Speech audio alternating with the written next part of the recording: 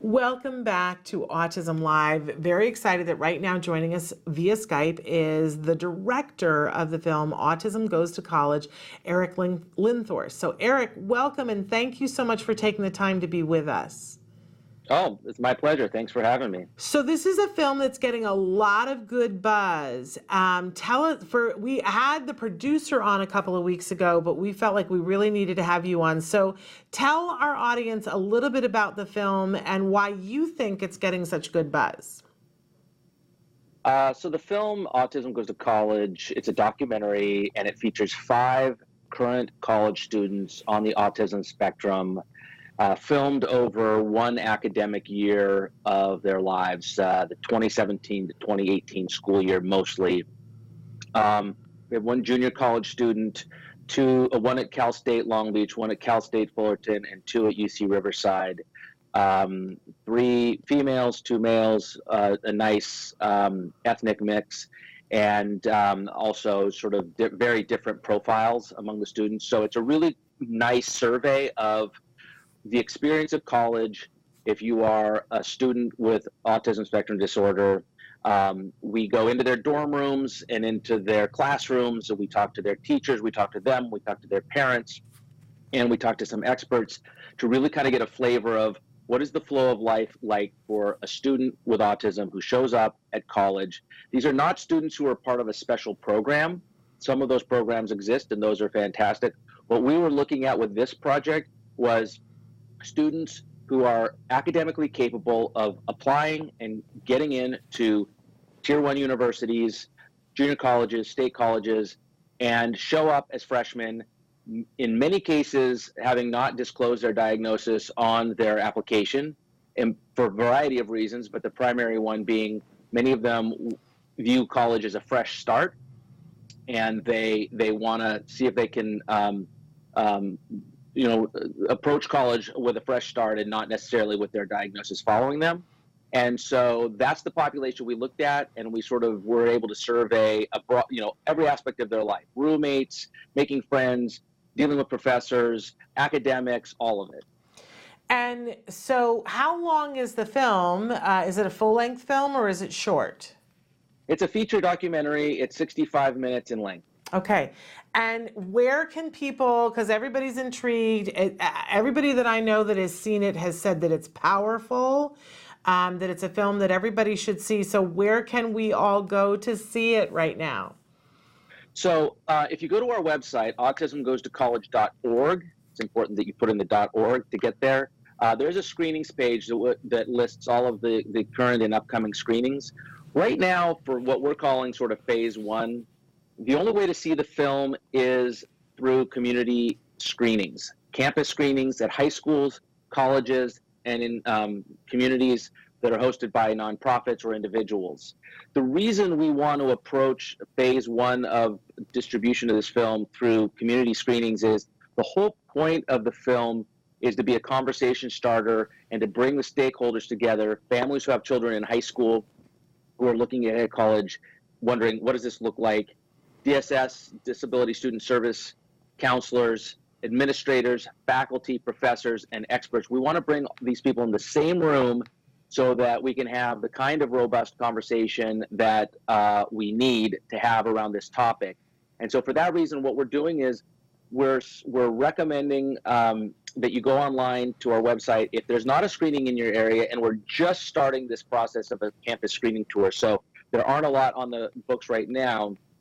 If you don't see one in your area, consider becoming a host or consider putting us in touch with staff at a local high school or college, junior college, and encouraging them to screen the film so that events like this can take place in communities where our people are located that want to see the film.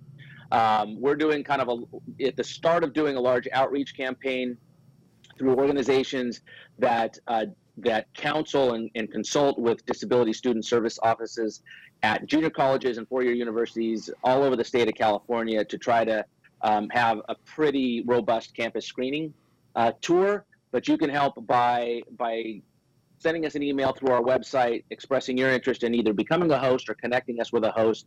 And that right now is the best way to see the film. Yeah, and that's what a great thing to do. I know sometimes people have a group in their area, even a small group. What a great thing to do to build your group is to host one of these events, have the film come, and draw people in because there are more people besides you that want to see it. So you mentioned that that was phase one. So of course I want to know what's phase two and is there a phase three? Oh gosh, don't get me started. I've got phases as long as the eye can see. Okay, So good. phase two for distribution will look like putting it, DVDs, putting it on platforms such as iTunes and Netflix, and on free television, hopefully PBS, possibly Netflix, things like this. That would be phase two for distribution. But for me, the next phase for the project is the development of an online resource center. One of the frustrating things about being a documentary filmmaker is you film 30 hours of interviews and you use maybe 20 minutes of bites from those interviews in the film. So we have this stockpile of interviews with professors, with students on the spectrum, their parents, with faculty member, DSS counselors. We have this treasure trove of unused interview footage, and I want to use it. I want to put it somewhere. And so I'm putting together a budget and a business plan to use this extra footage to create a robust online resource center where parents of children in high school or college on the spectrum can go to get great information about how to navigate college, where professors can go to better understand the changing student body and what is neurodiversity, what is an invisible disability, and how they can better accommodate students on the spectrum in their classroom. I want to create this online resource center. The problem, of course, is always the same problem I have as an independent filmmaker, always, which is financing. But I'm putting together a business plan for the university that funded Autism Goes to College to try to encourage them to continue to fund this project. And we're also going to launch a crowdfunding campaign, which is where your viewers and stakeholders across the country who are interested in seeing an online resource center like this emerge could contribute, $5, $10, $20 to help us towards that goal. That campaign isn't up and running yet, but we hope in the next weeks and months we'll be reaching out to people with a call to action to become a host, to give a little bit, to create this online resource center so that we can move this project out into a larger audience and make it more accessible to more people in more places. Well, it's interesting. I was just about to ask you, how can we help to support? So we'll wait for that. But where can we go so that we know when that's going to be? Is there a Facebook All site? information will be available on autismgoestocollege.org. But yes, we have a Facebook group, Autism Goes to College on Facebook. We've got Instagram, Autism Goes to College, the movie account there, and we're on Twitter. So we're across social media platforms. And really right now, the thing you could do right now is go to our website and click the button to get more information on hosting a screening, and either pass that information on to somebody at a nonprofit or a junior college or high school who might be able to host a screening, or become a host yourself. We're going to make it really easy for folks who are interested in hosting a screening, either at a community center or just in their living room or backyard or whatever, to host community screenings so that we can start to build these community discussions in communities near your viewers. Love it. Now, Erik, I'm watching you talk about this so passionately, and I just wonder, what is your connection to autism? How did this become something that you would be so passionate about?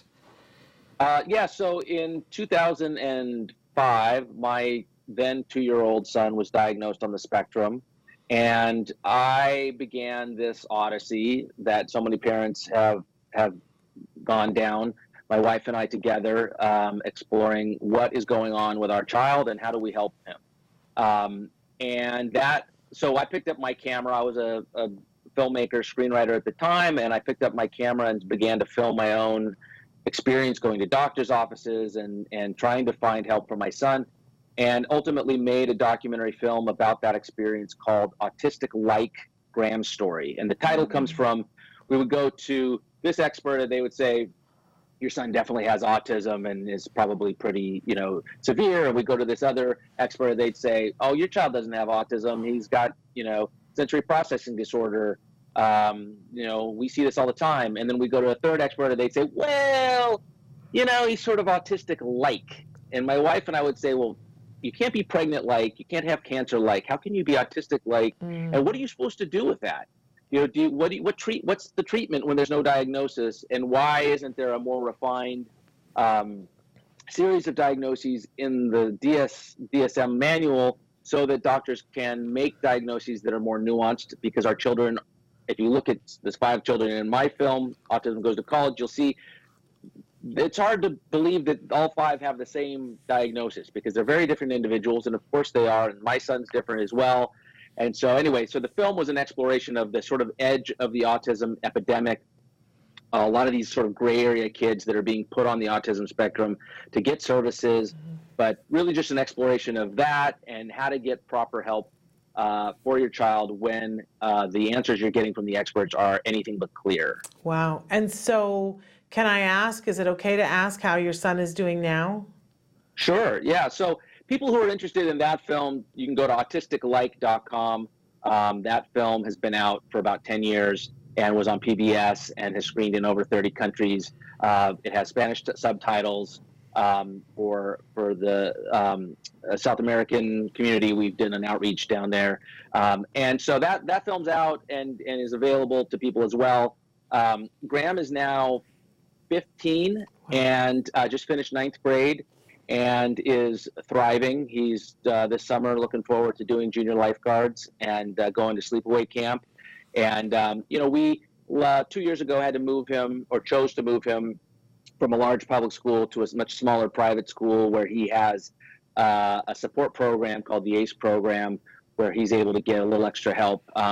He's a kid who is very bright and doing very well, but also needs structure and has significant executive functioning challenges and ADD and sort of, the typical cluster of challenges that some of these kids have. Wow. Well, but it sounds like he's doing really remarkably, all that considered. Honestly, I'm so excited now for all of us to go and look at Autistic-like, but excited for people to take the opportunity to take a look at Autism Goes to College. I think one of the things that's been interesting about this is there's a whole segment of the autism community that understands that people go to college that are on the spectrum and that they have full, rich lives, that's very much a possibility. And what we're discovering from you even putting your film out and naming it what you've named it is that a whole bunch of people have gone, is that possible? And it has raised a whole new discussion with people that we didn't realize that they needed to have that discussion. And a lot of them are educators. And that's really exciting to me. I have to be honest with you, Erik. I think you've opened a can of worms, and I think it's a good can of worms to open. And I think it's a function of the success of early intervention therapies that this generation of young adults with autism are college capable. And the question really is, are the colleges prepared for them? Because they do come with some unique challenges. And there's some very common sense solutions that frankly are not being widely implemented. I mean, one of my great frustrations, having spent now a year and a half with these students in their lives and talking to the disability student services professionals and the professors and the parents, is that you've got these different stakeholders, all of whom have an interest in creating a smooth transition from high school to college for students on the spectrum, and they're not communicating very effectively. There's not great communications in many cases between the disability student services offices and the professors. There's not great communication between the professors and their students who might have invisible disabilities. There's not great communication between the high school counselors and the universities in the best way to prepare these students. There's not great information for parents, as you say, who have children on the spectrum in high school and maybe never considered that high school was an option, sort of reach out to them and say, guess what? It is an option. And this is changing. And what we're seeing is a patchwork of solutions cropping up here and there, but not a lot of communication between those different pilot programs, for example. For example, Cal State Long Beach, where we filmed one student, has a really wonderful program called the Life Project. Cal State Long Beach has a program called the Life Project that is for students on the spectrum. It teaches life skills. It offers mentor peer coaching from other students, graduate students typically, and it's a really wonderful program. Now, they're considering such a program at UC Riverside, but UC Riverside has not spoken to the powers at Cal State Long Beach to sort of say, hey, what's worked best, what hasn't worked, how can we learn from what you're doing? So I think there needs to be more sort of cross-pollination with some of these good ideas. My son's high school, for example, did have a night recently for parents where they said they brought in representatives from universities that had support programs for students with learning disabilities or some types of special needs to pitch their program. It's a wonderful idea. The problem was there was only a couple of universities that showed up, and there were only a couple of parents that showed up. So there wasn't a great deal of communication around bringing in a larger crop of representatives from universities and programs and getting the word out so that more parents could show up and learn. So I think it's really the challenge is more of a communication one than an ideas one at this point. Isn't that interesting? And I have to say that doing a film is going to, honestly, when you think about all the things that you can do to bring something into light so people start to communicate, a film is a great way to do it. So we really think that this is an amazing, worthwhile project. We want to encourage people that where you want to go is autism-goes-to-college.org to stay tuned in and to find out more about what's happening and to support this effort. And remember, there's a couple of things happening, just to paraphrase what you were saying, Erik, that not only will there be a crowdfunding that will be eventually so that we can help support being able to see all that extra footage, all that great information that you have going, but there's also the idea that you could host a showing of this film in your home, in your backyard, in your community, and that's a way that you can help to bring this to light. And benefit from it, because having the families and the individuals and the educators and the educational institutions talking about this is just a beneficial thing. So Erik, I'm just very impressed, and I can't wait to see the film, and we're all excited for you guys and excited for the level of conversation that is coming from this. Thank you so much for being the awesome dad that you are, but for also being the awesome filmmaker that you are. Thank you. Thank you for having me. I really appreciate the opportunity to share what we're doing with folks. And I should also add that if you are part of the arrangement for hosting a screening is that you can use that as an opportunity to fundraise for your organization, school, or program. So that's part of the arrangement. So there's some added benefits for prospective hosts to consider hosting an event. What a great idea. Taking care of a whole bunch of things at the same time. Adding to your organization, shedding good light and publicity on your organization, building the conversation, and raising money for your organization at the same time. I absolutely love it. There's no reason not to do it. Go to autism-goes-to-college.org to sign up to do that. Erik, thank you so much for being with us. We're going to look forward to seeing you at a screening very soon. Great. Thank you very much. Have a good one. Thank you. Bye-bye. Bye.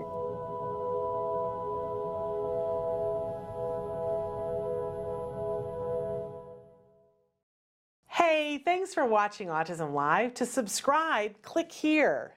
And if you'd like to check out some more of our videos, click here.